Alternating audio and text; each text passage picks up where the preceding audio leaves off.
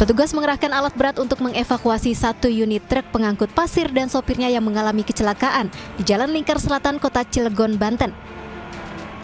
Proses evakuasi berlangsung dramatis lantaran posisi truk terjepit pohon sementara sopirnya terjepit badan truk yang ringsek. Setelah hampir 4 jam dilakukan evakuasi, petugas dibantu warga akhirnya dapat mengeluarkan sopir truk tersebut dalam kondisi selamat. Kecelakaan lalu lintas ini terjadi lantaran truk pengangkut tepung mengalami remblong yang kemudian menabrak truk pengangkut pasir di depannya hingga terguling dan nyaris masuk jurang. Dalam kejadian ini, kondektur truk pengangkut terigu dilaporkan meninggal di rumah sakit, sementara sopirnya masih mendapatkan perawatan medis. Untuk korban ada 3 yang bawa mobil nih, yang 2 ini kena sama supir.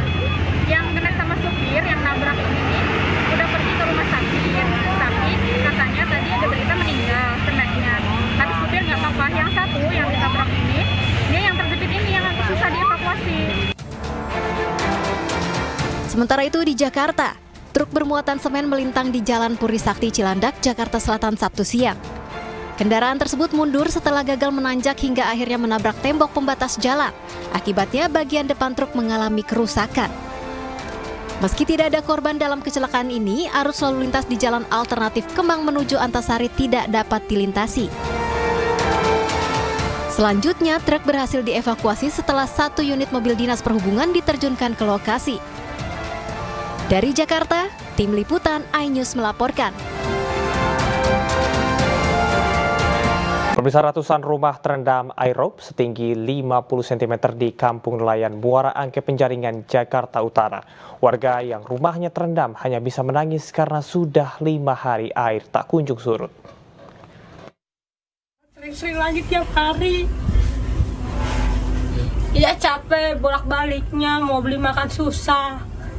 Itu aja mau beli tabung gas nggak punya duit.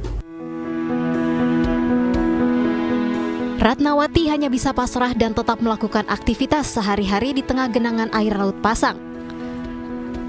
Sudah 5 hari air merendam rumahnya dan ratusan rumah lain di 3 RT di Kampung Nelayan Muara Angke Penjaringan, Jakarta Utara. Selain itu, akses keluar dan masuk ke Kampung Nelayan pun ikut terendam. Menurut Ratna, air laut akan naik merendam Kampung Nelayan pada pagi hari dan akan surut di sore hari. Ia juga berharap pemerintah bisa memberikan solusi terhadap kawasan tempat tinggal mereka. Sementara warga lain mengatakan bahwa air rob ini merupakan fenomena yang selalu datang setiap tahunnya dan biasa terjadi selama 5 hari. Ketika bulan semakin besar, air semakin tinggi.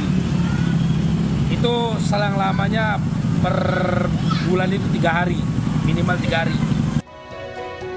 Warga sekitar mengaku terganggu saat air laut pasang dan merendam rumah mereka. Pasalnya, aktivitas menjadi terganggu, rumah menjadi kotor, serta mengakibatkan gatal-gatal. Dari Jakarta, Sofian Firdaus iNews melaporkan. Pemirsa, pasca banjir yang melanda Jalan Braga, Kota Bandung, warga mulai membersihkan sisa lumpur dari rumahnya. Sementara petugas masih memperbaiki tanggul jebol yang membuat ribuan rumah di Dayakolot, Kabupaten Bandung terendam banjir.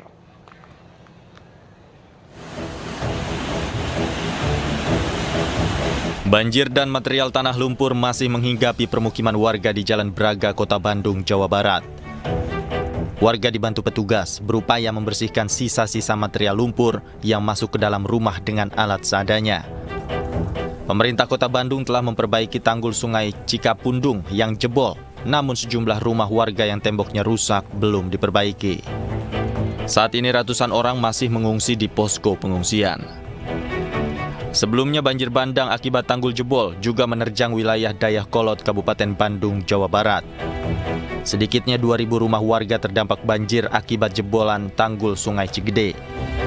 Selain merendam rumah warga, banjir juga merusak fasilitas umum seperti musola dan sekolah. Beberapa rumah yang terendam artinya minimal kan berarti 2.000 kakak dan sudah disiapkan tempat pengungsian sementara di SNT 1.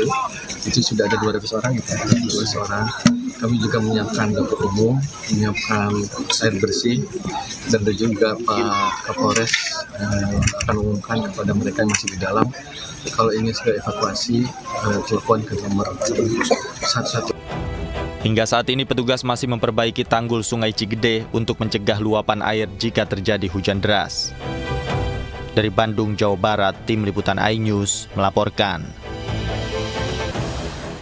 Intensitas hujan tinggi yang melanda Jambi seminggu terakhir mengakibatkan sejumlah sungai meluap. Sebanyak 14 kecamatan terendam banjir, 9 diantaranya juga mengalami tanah longsor.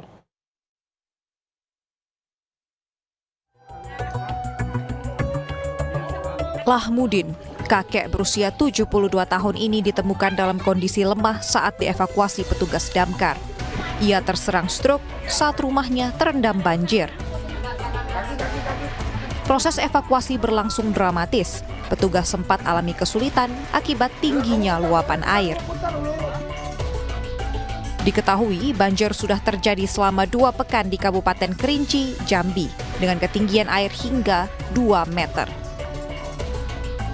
Tak hanya merendam rumah warga, banjir juga merusak fasilitas umum dan juga menutup akses jalan protokol akibat longsor.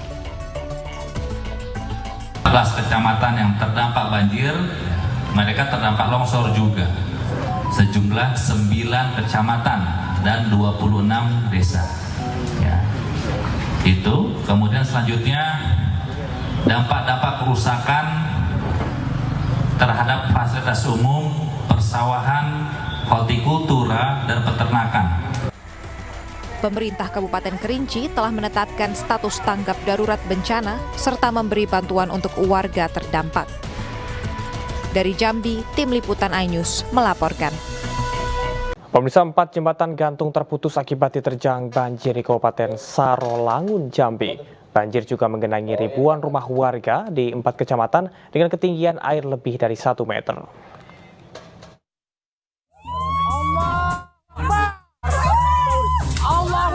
Akibat diterjang banjir, 4 jembatan gantung di Kabupaten Sarolangun, Jambi putus. Luapan air Sungai Batang Tembesi ini juga mengakibatkan ribuan rumah warga di 4 kecamatan tergenang banjir dengan ketinggian mencapai 1 meter. Akibat putusnya 4 jembatan ini, warga kesulitan mengakses jalan untuk keluar desa. Ya itu, kalau yang putus itu untuk sementara kita amankan warga dulu, jangan ini kan kita di lokasi jembatan tuh. Paling sesudah inilah bencana ini ya kita ambil langkah untuk rehab bencananya, akses bencana itu. Berarti 4 jembatan itu bisa dilalui, tidak bisa diakses lagi? Tidak bisa lagi, kondisi sekarang tidak bisa dilalui. Akibat banjir ini, warga terdampak mengungsi ke tempat yang lebih aman. Dari Kabupaten Sarolangun, Jambi, Ridho Habiballah, iNews melaporkan. Pemirsa, sebuah pohon tumbang dan menimpa 1 unit mobil angkot berpenumpang 2 orang di Kabupaten Maros, Sulawesi Selatan. Akibatnya seorang penumpang dibawa ke rumah sakit karena mengalami luka.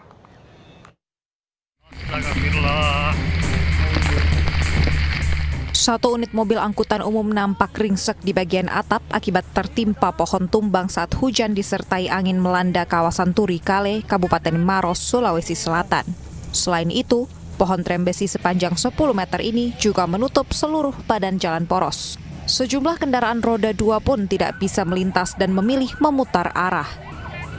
Petugas kepolisian yang tiba di lokasi langsung mengamankan arus lalu lintas, sementara petugas BPBD Kabupaten Maros yang dibantu warga sekitar berupaya mengevakuasi pohon tumbang dengan menggunakan gergaji mesin.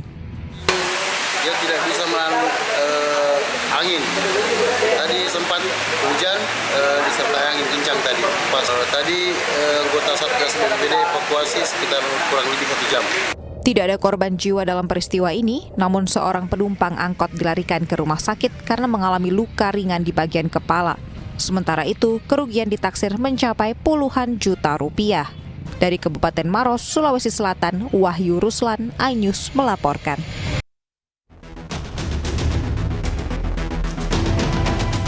Ebit, pemuda 30 tahun ini tampak tak berkutik saat digerebek tim Narko 10 Satres Narkoba Polresta Kendari di rumahnya di Jalan Durian, Kecamatan Wuawua, Kota Kendari, Sulawesi Tenggara. Dari hasil penggeledahan, petugas berhasil mengamankan 56 bungkus sabu siap edar dengan berat 64 gram yang disembunyikan pelaku di bawah kasur. Berdasarkan hasil interogasi, pelaku menjalankan aksinya atas perintah dari seorang narapidana yang berada di Lapas Kelas 2A Kendari.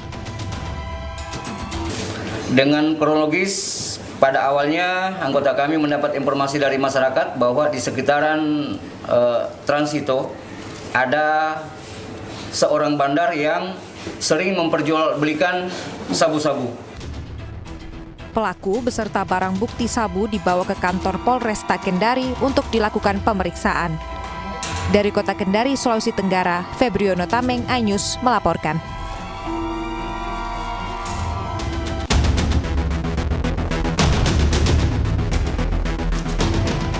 Pemeriksaan ancaman netizen terhadap calon Presiden Anies Baswedan di media sosial berbuntut panjang. Kadif Humas Polri menyatakan telah menangkap dan mengamankan pelaku.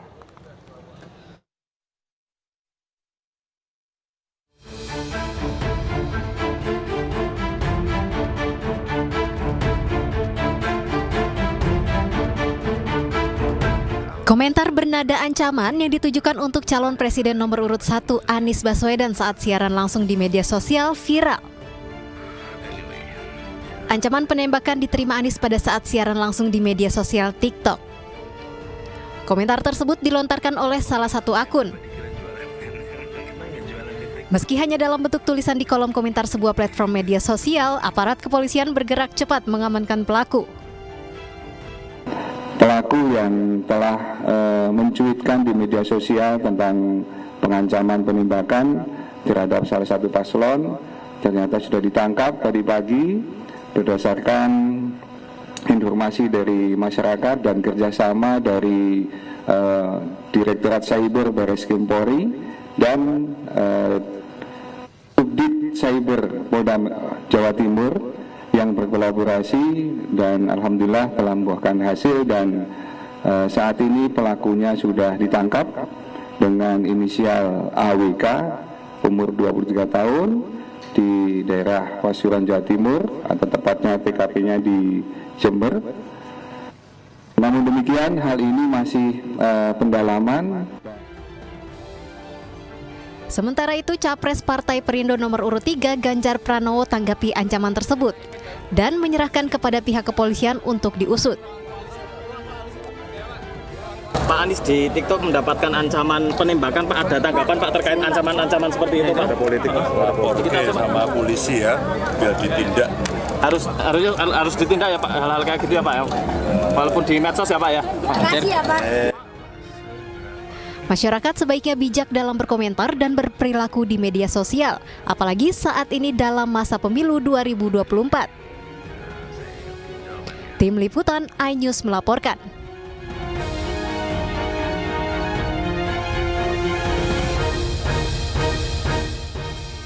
Kita beralih ke informasi politik jelang Pilpres 2024. Pemirsa, Bawaslu Aceh Singkil bersama Satpol PP menertibkan APK yang melanggar aturan. Ratusan APK dan atribut kampanye yang melanggar aturan itu dibawa ke kantor Satpol PP setempat.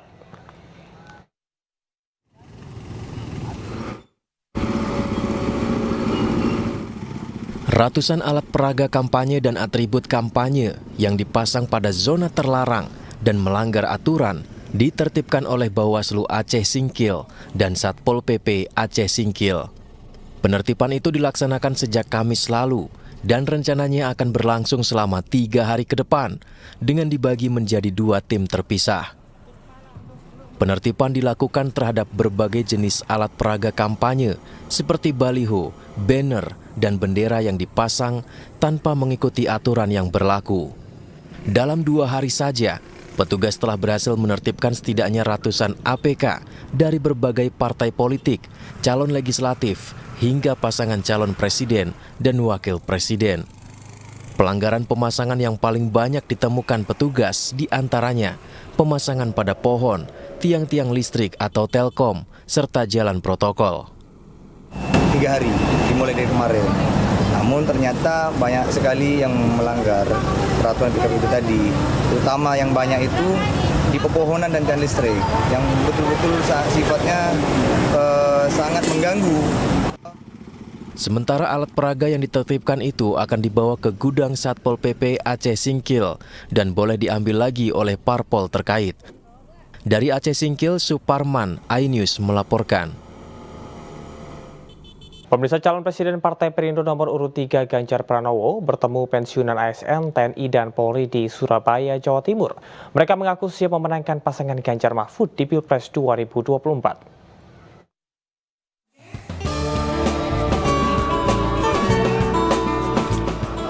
Ganjar Pranowo menghadiri dialog kebangsaan dan doa bersama para pensiunan aparatur negara se-Jawa Timur.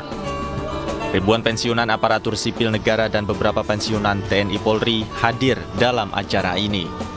Mereka menyambut kedatangan Ganjar dengan meriah.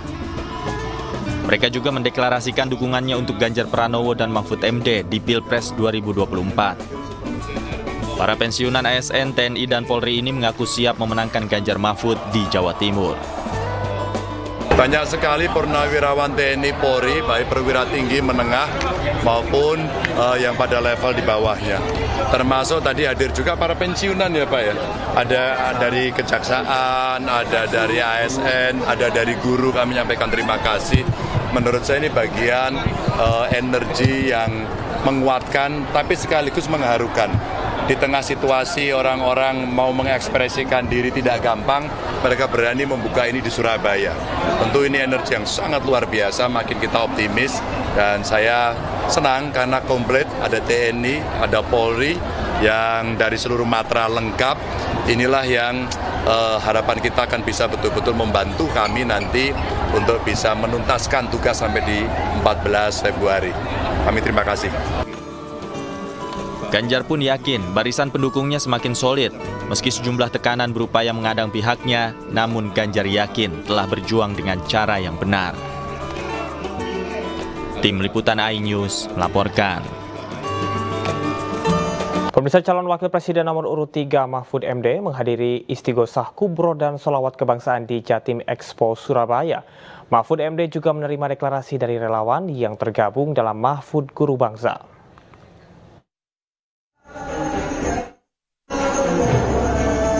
Ribuan masyarakat Jawa Timur menyambut calon wakil presiden yang didukung Partai Perindo, Mahfud MD, saat tiba di Jatim Expo Surabaya, Jawa Timur. Mahfud juga menyapa masyarakat yang hadir di acara yang bertajuk Istighosah Kubro dan Sholawat. Dalam kesempatan itu, Mahfud MD juga menerima dukungan deklarasi dari masyarakat, yakni Mahfud Guru Bangsa, untuk mendukung Ganjar Pranowo dan Mahfud MD sebagai Capres dan Cawapres 2024. Mahfud menyebutkan guru ngaji banyak mencetak kader-kader hebat yang sudah menjadi pejabat negara, sehingga pengajar agama harus disejahterakan. Guru-guru ngaji itu kan sudah mencetak kader-kader yang hebat-hebat ya. Yang diajari oleh mereka sudah ada yang jadi menteri, jadi profesor, jadi DPR, bahkan ada yang jadi presiden juga. Itu kan yang ngajari guru-guru madrasah dulu, kalau yang dari pesantren. Tapi sampai sekarang mereka itu tidak ada yang menggaji. Gajinya tuh kadang-kala gajinya cuma 150.000, dibayar 6 bulan sekali, kadang-kala tidak dibayar juga gitu. Dengan penuh ikhlas, maka kita akan memprogramkan agar kita beri mereka penghasilan minimal lah ya. Sementara itu, Dewan Penasihat TPN Ganjar Mahfud Yeni Wahid yang mendampingi Mahfud MD menyampaikan suara Ganjar Mahfud mengalami peningkatan di Jawa Timur karena Ganjar dan Mahfud berkampanye berdasarkan hati, bukan kepentingan. Kita berkampanye dengan riang gembira, dengan berdasarkan hati nurani. Kalau sudah berdasarkan hati nurani, nggak ada bebannya. Ya, karena kita yakin bahwa langkah-langkah kita sudah benar. Karena berdasarkan hati, bukan berdasarkan kepentingan. Mahfud juga mengatakan agar masyarakat tidak menjual hak suaranya saat pemilu demi mendapatkan keuntungan, dan setiap individu diminta memilih berdasarkan hati nurani. Dari Surabaya, Jawa Timur, Rian Rahman, iNews melaporkan.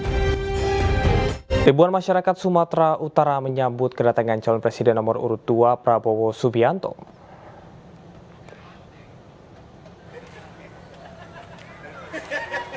Sepanjang jalan arteri Sultan Serdang, iring-iringan rombongan calon presiden nomor urut 2 Prabowo Subianto terlihat berjalan lambat untuk menyapa warga yang sejak pagi menunggu kedatangannya.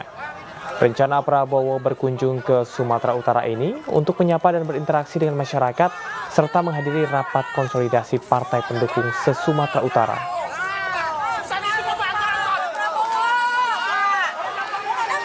Pemirsa, hari ini ratusan pejuang perubahan menghadiri apel siaga relawan Anies Baswedan Muhaimin Iskandar di Jakarta. Kapten Timnas Amin, Muhammad Syaugi Alaidrus menggaungkan pesan untuk perjuangan perubahan untuk memenangkan paslon nomor urut 1. Ratusan pendukung Anies Baswedan Muhaimin Iskandar yang menamakan diri pejuang perubahan menggelar apel siaga relawan saksi dan relawan pemantau Pilpres 2024. Ada sejumlah pesan utama yang digaungkan, diantaranya meminta seluruh relawan menjadi saksi di tempat pemungutan suara daerah masing-masing demi mengawal pemilu jujur dan juga adil. Mereka juga akan terus berupaya untuk mencegah segala bentuk kecurangan.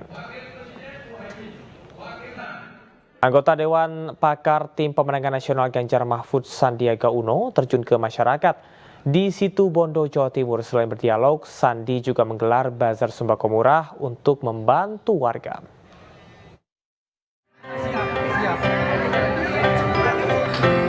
Kedatangan Sandiaga Uno di Gor Baluran, Situbondo disambut para kader dan simpatisan Partai Persatuan Pembangunan atau P3. Dalam acara ini, Sandi yang juga anggota Dewan Pakar TPN Ganjar Mahfud berdialog dengan masyarakat yang dengan antusias menunggu kedatangannya. Dalam pertemuan ini, Sandi Uno juga menggelar acara sembako murah seharga Rp5.000 per paket, berisi beras, minyak goreng, gula, dan bahan pokok lainnya. Program sembako murah bertujuan membantu meringankan ekonomi rakyat. Selain itu, program ini juga diterapkan untuk pemenangan Ganjar Mahfud di beberapa wilayah di Indonesia. Oleh karena itu P3 mendorong kampanye linear di mana Pak Ganjar Mahfud akan terus berjuang untuk ekonomi rakyat kecil, memperjuangkan wong cilik. Izin Bapak, ini kan trennya kalau 3 pasangan itu 2 periode. Untuk optimisme P3 jika laut 2 periode nanti bagaimana? 2 putaran ya? Ya, P3 sangat optimis bahwa Pak Ganjar akan melanjutkan ke putaran selanjutnya. Saat berkeliling di sejumlah wilayah, Sandi menerapkan pola kampanye linear, mengajak masyarakat berdialog interaktif dengan riang gembira. Dalam kesempatan ini, tak lupa Sandi juga menjanjikan 17 juta lapangan kerja baru untuk generasi muda sesuai dengan slogan harga murah, kerja mudah, dan hidup berkah. Dari Situbondo, Rizky Amirul Ahmad, iNews memberitakan. Perusahaan Umum Daerah Pembangunan Kota Medan mengakui sejak tahun 2005 belum ada perbaikan apapun di Medan Zoo. Bahkan Medan Zoo belum mengikuti regulasi yang diminta dari BKSDA.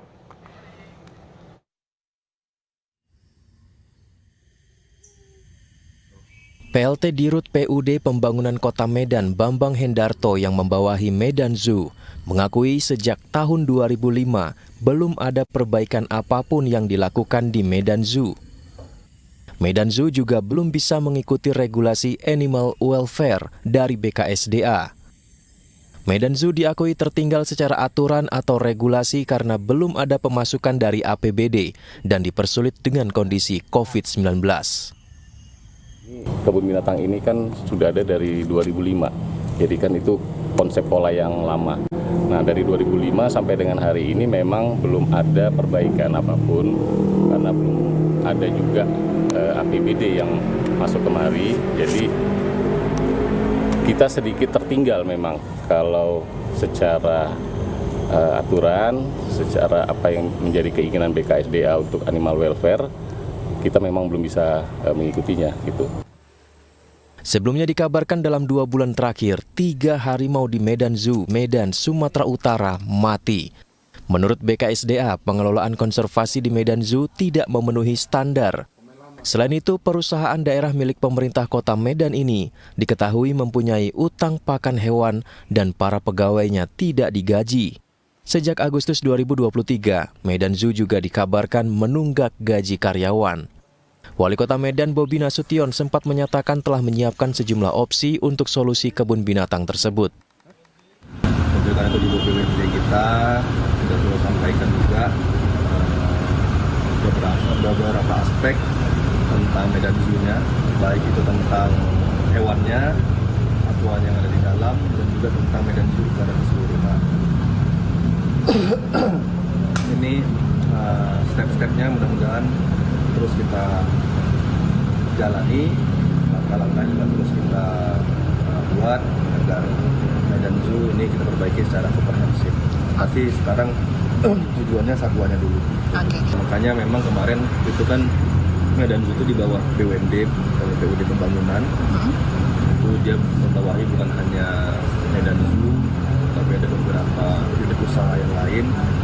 Yang kita lihat memang dari beberapa unit usahanya hanya satu unit usaha yang profitnya bisa menutupi dari kegiatan usaha yang lain. Lantas bagaimana nasib Medan Zoo ke depan? Apakah tidak ada perlindungan dan perbaikan untuk kebun binatang tersebut?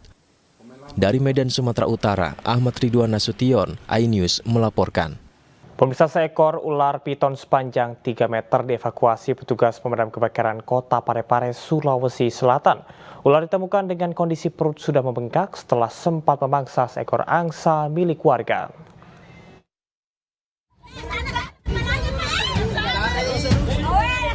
Tim rescue Dinas Pemadam Kebakaran Kota Parepare mengevakuasi seekor ular piton di perumahan Panrita, Kecamatan Baju Kiki, Sulawesi Selatan.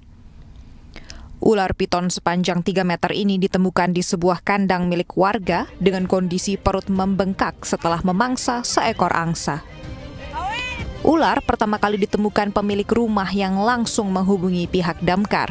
Penangkapannya juga ya agak sulit karena ini panjangnya ular kurang lebih 3 meter. Dan korbannya ada korban hewan 1 ekor angsa. Sempat dimangsa ya? Iya, sempat. Ular piton ini akhirnya diserahkan ke Balai Konservasi Sumber Daya Alam untuk kembali dilepas liarkan jauh dari permukiman warga. Dari Parepare, Sulawesi Selatan, Erwin Eka Pratama, iNews melaporkan. Pemirsa, ribuan umat Muslim menggelar aksi solidaritas untuk Palestina di titik 0 km Yogyakarta. Masa aksi mengaku terpukul dengan kekejian dari Israel melakukan upaya genosida di Tanah Gaza.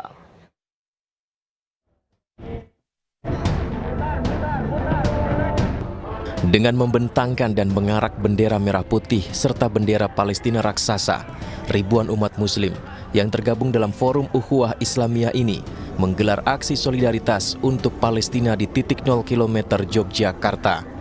Bendera raksasa tersebut juga sebagai bentuk dukungan terhadap Palestina. Dalam orasinya, pengunjuk rasa menyatakan selama 100 hari agresi militer Israel telah mengakibatkan puluhan ribu warga Palestina meninggal dunia, di mana banyak diantaranya adalah anak-anak. Aksi 100 hari genosida Israel terhadap Palestina juga digelar serentak warga dari berbagai agama di sejumlah negara di dunia. 10.000 anak-anak, 7.000 wanita, warga-warga sipil, merekalah yang menjadi korban. Mereka lah yang menjadi syahid-syahidah yang mempertahankan Baitul Maqdis. Takbir! Sementara itu, dalam aksi tersebut, massa menggelar teatrikal yang menggambarkan kekejaman tentara Israel yang telah melakukan genosida atau pembunuhan massal terhadap warga Palestina. Pengunjuk rasa juga melakukan penggalangan dana untuk membantu warga Palestina yang menjadi korban kebiadaban tentara Israel. Dari Yogyakarta, Gunanto Farhan, iNews melaporkan.